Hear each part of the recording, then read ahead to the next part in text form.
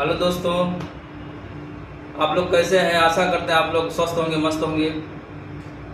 और आज फिर एक वीडियो आपके सामने मैं पेश कर रहा हूँ। एक छोटा सा सॉन्ग है और ये एक नेत्रहीन व्यक्ति अपने मन में क्या सोचता है, यही वीडियो आपके बीच में गाने जा रहा हूँ।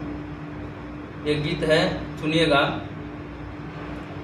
कि असरा के फुलवा झरी जाला, हियरा रात दिने अकुलाला। असरा के फुलवा झरी जाला, हियरा रात दिने अकुलाला।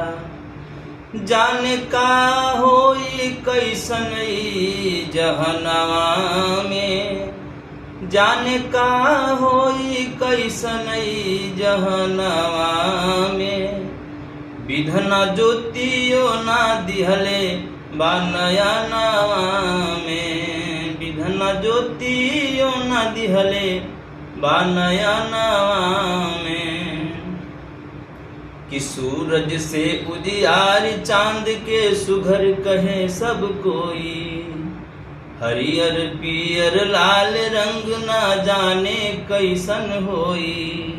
सूरज से उजियार चांद के सुघर कहे सब कोई, हरियर पियर लाल रंग ना जाने कैसन होई।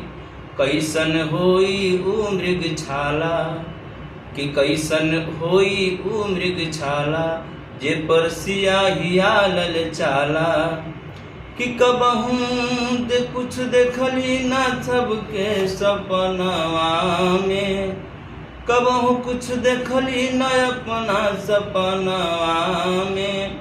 विधना ज्योतियो ना दिहले बानया नवा में, विधना ज्योतियो ना दिहले बानया नवा में। कि असरा के फुलवा झरी जाला, हियरा रात दिने अकुलाला। असरा के फुलवा झरी जाला, हियरा रात दिने अकुलाला। जाने का होई कैसन ई जहनवा में।